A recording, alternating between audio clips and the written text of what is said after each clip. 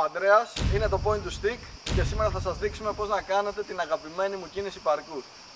Precision Stick ή άλμα ακριβίας. Ξεκινάμε πρώτα σε flat, σε ίδιο επίπεδο, κλειστά παπούτσια ενωμένα, λυγίζω γόνατα, παίρνω χέρια τεντωμένα πίσω, κοιτάζω εκεί που θέλω να προσγειωθώ. Μόλις πηδήξω τραβάω τα χέρια μου όσο πιο ψηλά γίνεται, να σηκωθούν οι ώμοι μου πάνω και φέρνω τα γόνατά μου όσο πιο ψηλά στους ώμους γίνεται. Και φυσικά προσπαθώ να προσγειωθώ απαλά, αθόρυβα, με κλειστά παπούτσια, γόνατα ανοιχτά λυγισμένα και χέρια τεντωμένα μπροστά λίγο πάνω από τους ώμους. Ο λόγος τώρα που προσγειωνόμαστε με κλειστά παπούτσια είναι απλά για να σημαδέψουμε ένα συγκεκριμένο μικρό σημείο. Το σημείο μπορεί να είναι και τόσο, να χωράνε ίσα τα παπούτσια. Δεν είναι λάθος να είναι πιο ανοιχτά τα πόδια, όπως κάνουμε καθίσματα.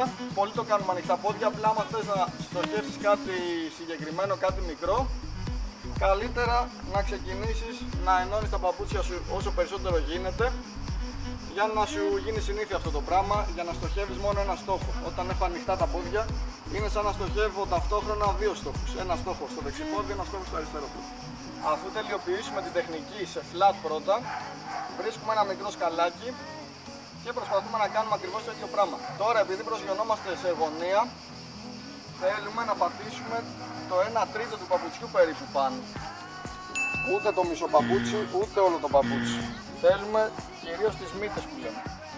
Πάμε κοντά στο σκαλάκι, δεν χρειάζεται να κάνουμε μεγάλο άλμα, προσπαθούμε να είναι τεχνικό το άλμα. Πρώτα θα μάθουμε την τέλεια τεχνική και μετά θα μεγαλώσουμε το μήκος.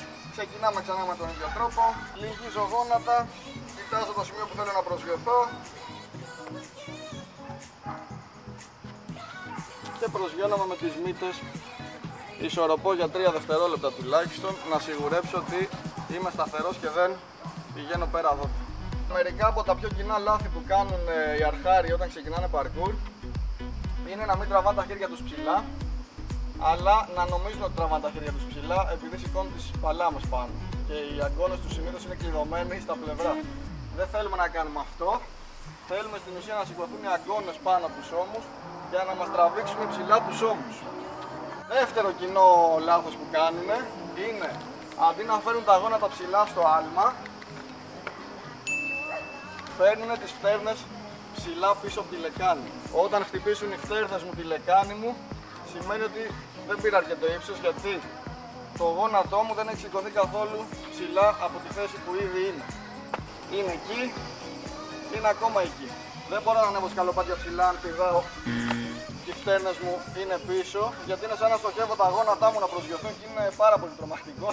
Όταν όμως φέρω γόνατα ψηλά, έχει ανέβει πολύ ψηλά το γόνατο, άρα μπορώ να πατήσω πιο ψηλό τυχάκι με τα παπούτσια. Τρίτο κοινό λάθος είναι να μην σφίγγουν πόδια. Είτε είναι τετρακέφαλοι, με αποτέλεσμα να καταραίουν και να κουμπάει λεκάνη στις φτέρνες, το οποίο προκαλεί ζημιά στα γόνατα, ή δεν σφίγγουν αστράγαλο όταν προσγειώνονται σε σκαλοπάτι. Δηλαδή, άμα πηδήξω στο σκαλοπάτι και έχω χαλαρό αστράγαλο, η φτέρνα μου θα κατέβει πίσω, με αποτέλεσμα ή να πάθω διάστρεμα ή να πέσω κάτω, γιατί το βάρος μου δεν ήταν στις μύτες. Για να έχω το βάρος μου στις μύτες, πρέπει να κάνουμε στον αστράγαλό μας point και όχι flex.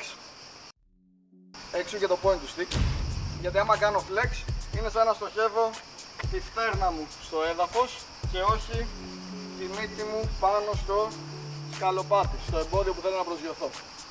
Ερώτηση. Έλα, πες του.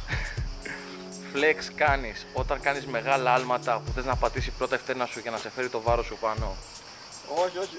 Flex δεν κάνεις ποτέ, γιατί άμα έρθεις με φόρα, ειδικά στα μεγάλα άλματα, άμα έρθεις με flex, δεν έχεις καθόλου χρόνο να πιέσεις τον αστράγαλο. Θα πάει κατευθείαν κάτω. Θα κάνεις υπερδιάταση κατευθείαν και θα πάθεις διάστρεμα. Γι' αυτό ειδικά στα μεγάλα άλματα κάνουμε point για να έχουμε χρόνο μόλις πατήσουμε να σφίξουμε μέχρι να φτάσει στο σωστό σημείο το πόδι μας και όχι να πάει πιο κάτω η φτέρνα μας λόγω του μεγάλου λυγίσματος στο αστραγάλο. Ένα εξίσου σημαντικό λάθος που κάνουν οι αρχάροι που ξεκινάνε parkour είναι είναι όταν τραβάνε τα χέρια τους ψηλά για να κάνουν άλμα.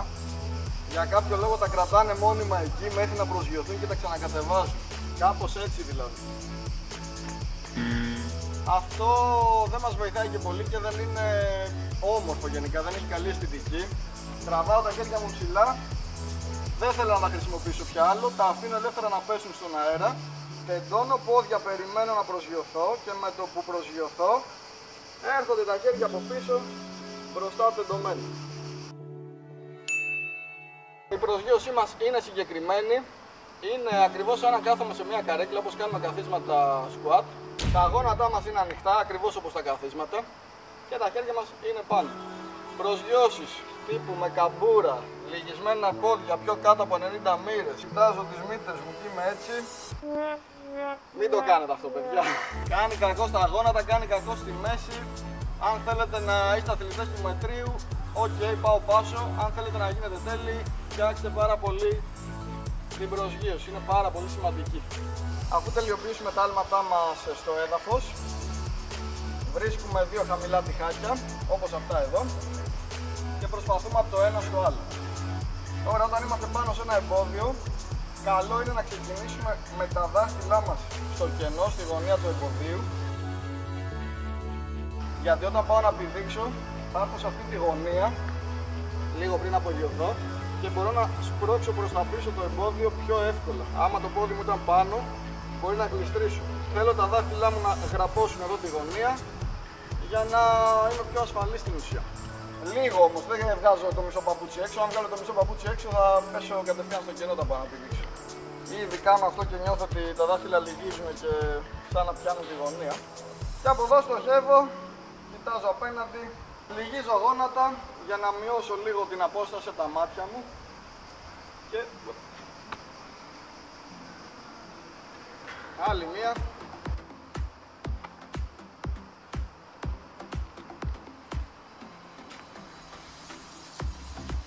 Αφού γίνει τέλειο και σε αυτά τα τυχάκια, το επόμενο στάδιο είναι να δοκιμάσουμε σε κάγκελο, από τσιμεντάκι σε κάγκελο, από κάγκελο σε κάγκελο, και φυσικά η τεχνική είναι η νούμερο 1 στο parkour γιατί τη συνδυάζεις με όλες τις κινήσεις.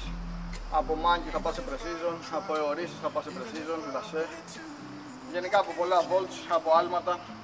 Αν σας άρεσε το βίντεο, κάντε subscribe και γράψτε μας από κάτω στα comment τι άλλη κίνηση parkour θα θέλατε να δείξουμε. Γεια χαρά!